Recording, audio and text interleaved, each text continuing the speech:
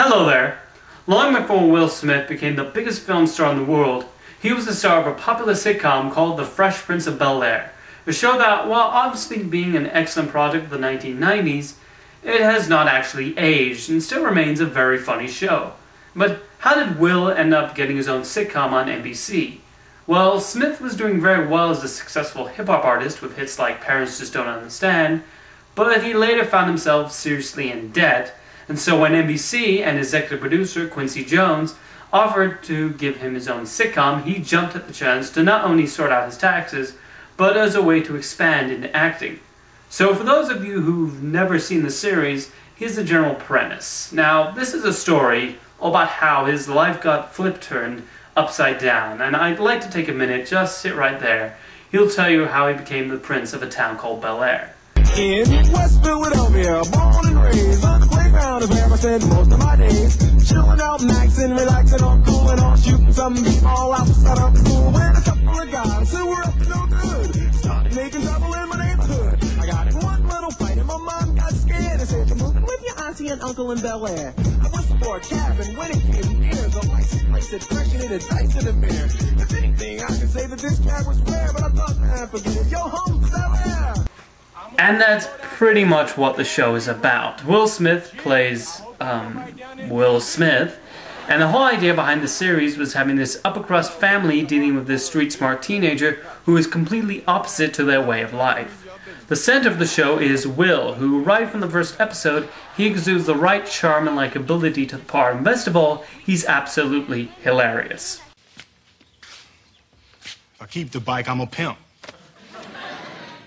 If I give it back, I'm a damn fool. Well, pimp it is. From his top-notch comedic timing to his chemistry with the rest of the cast, Will managed to sell almost every joke and elevate the material.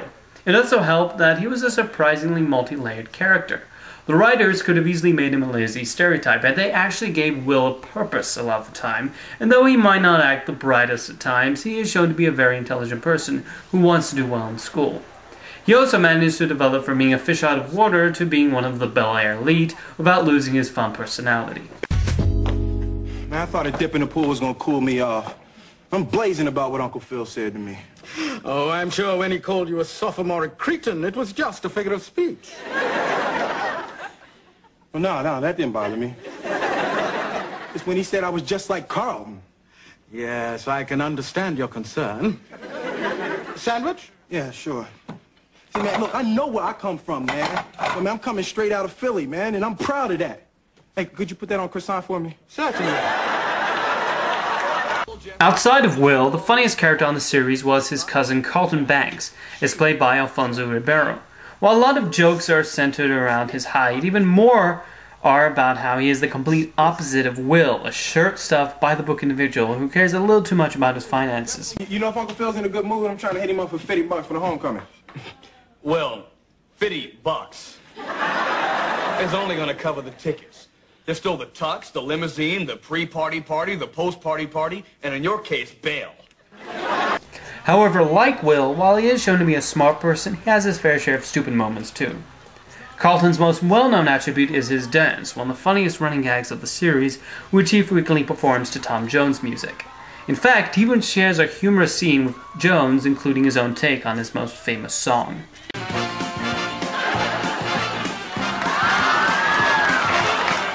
It's not unusual to have debt, be proud of me. It's not unusual because I love conformity.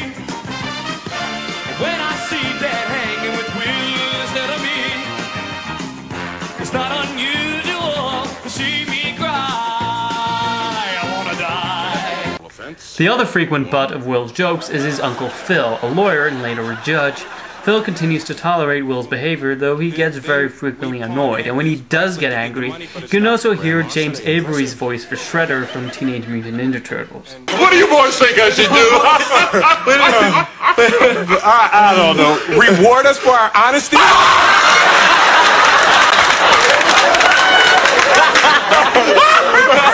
hey, it worked for the beef. Do I look like a white guy named Ward? Now you get that bracelet back, and for the next 6 weeks, I don't want to hear you breathe. Or I'm calling the feds myself. Nonetheless, he is a loving father, even to Will. He definitely stands as one of the best sitcom fathers. Phil's wife, Vivian, was also a strong character in the first 3 seasons anyway. She sometimes proved to be the voice of reason in the Banks family and could deliver a jab like the rest of them. But when they replaced the actress, she became more passive and sort of faded into the background most of the time. I know that I don't have all the facts, but if Will says he has a job, I believe him. Vivian, you are so naive. You'd believe that boy if he were to tell you that he was a big rap star whose album just went platinum. Hillary was the ditzy airhead of the family, caring mainly about her looks and wealth over anything else, but she nonetheless remained a funny and occasionally likable character despite her behavior. Rounding out the Banks family, we also had Ashley, the youngest daughter, and one who would grow as the series progressed, taking after Will on occasion, as well as showing the more human side of Uncle Phil, as his fear of his young girl growing older continues with each passing season. There was also Jeffrey, the butler, who along with Will traded the occasional sarcastic remark towards the family, but cared for them nonetheless. His wry sense of humor also allowed him to differentiate himself from the rest of the family. Well, Jeffrey, it looks like I'm all ready for the harvest dance. Tux, check. Shoes, check. And a pure silk, hand-stitched pocket square. Exquisite. Man, you know, it's definitely peach season, man.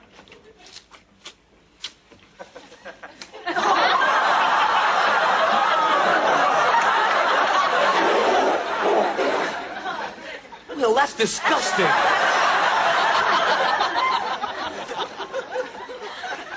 Could you please clean this for me, Jeffrey? I would prefer an assassin's bullet to this kind of living hell.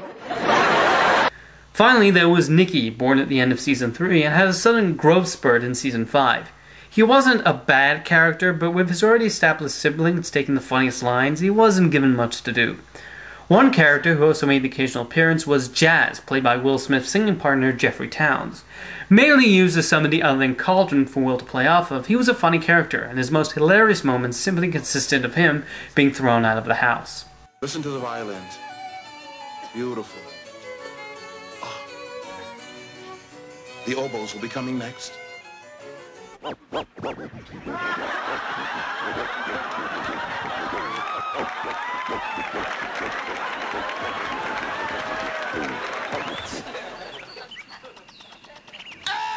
Now that we looked at the characters and what made them funny, let's take a look at what made The Fresh Prince of Bel-Air so special.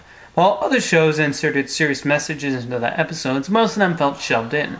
On The Fresh Prince, the more dramatic moments felt natural. The show would tackle subjects like racism, poverty, sex, abandonment, and other serious topics in a way that didn't take away from the jokes and felt naturally written into the story, as well as without being hammered down. The only time I felt the show really entered very special episode territory was the one where Carlton accidentally took drugs Will had in his locker. It had a worthwhile message, but it felt too much in the audience faces for my taste. Your cousin's pretty wild. I guess he's got that kind of natural speed thing going. Yeah, you can say that again. Hey, you want me to hook you up with some more of those pills? We'll get you a good price. Oh my God. Hey, Carlton! Listen, something terrible has happened, man. Come on, I gotta get you to the hospital. Why? This is the greatest night of mine. Carlton! Yo, Carlton, man. Probably the episode a lot of people remember as one that really showcased the series' excellent balance of drama and comedy was when Will's estranged father meets him for the first time in many years. While not the funniest episode per se, it was still one of the best, as it managed to really get into Will's longing for a father figure, how Uncle Phil was a more appropriate man for the role than Will's own biological father. Culminating in an extremely emotional final scene, it also brought out Will Smith's excellent acting strengths and showed he could do more than just be the big silly actor. In a way, I think this episode was in some way responsible for getting him the attention of many major directors and the start to his walk to superstardom. I had 14 great birthdays without him. He never even sent me a damn card. To hell with him!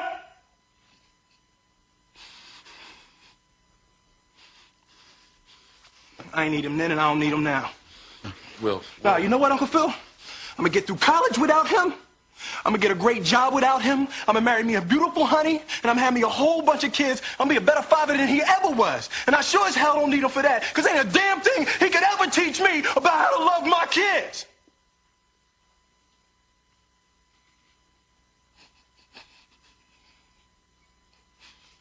How come he don't want me, man?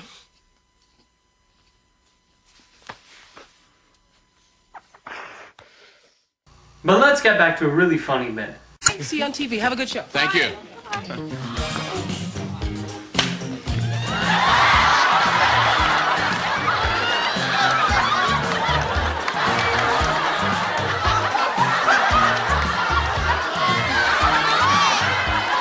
Overall, what else is there to say about The Fresh Prince of Bel-Air? It was a hilarious show filled with great characters and heartwarming moments, and it was even willing to poke fun at himself at times. Though Will Smith was essentially the star, the series morphed into an ensemble piece, and all the actors working together produced some very funny material.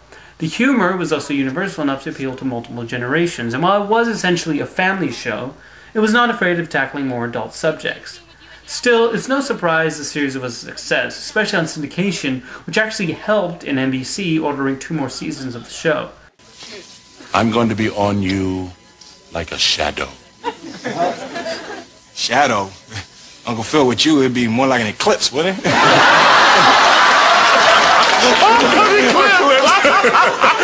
You know, just for that crack, I'm going to make myself co-manager. One fat joke too many. I knew it. I could feel it. You're probably wondering why the show ended after only 6 seasons if it was doing well. Apparently Will Smith, who was an executive producer at that point, felt the show was slowly losing steam, and he also wanted to get his acting career into full force. And so the show ended with Phil selling the mansion, everybody moving to New York, and Will staying in California to finish his degree. So what happened to Will after that?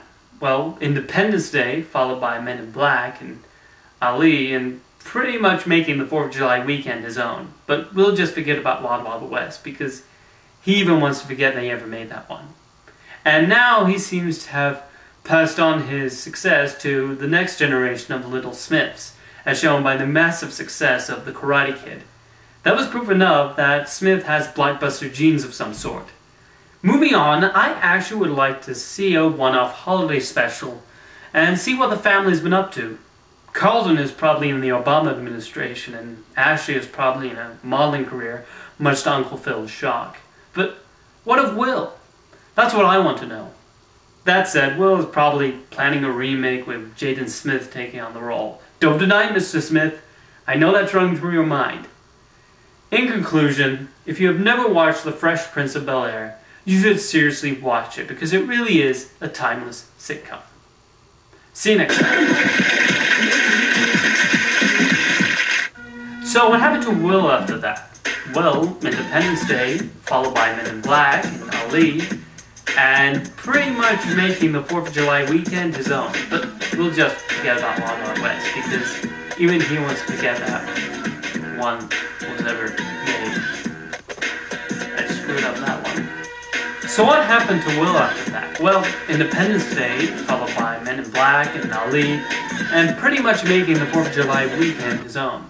But we'll just forget about Wild Wild West, because even he wants to forget he ever made that one. And now, he seems to slow down. Oh, let's try again. So, what happened to Will after that?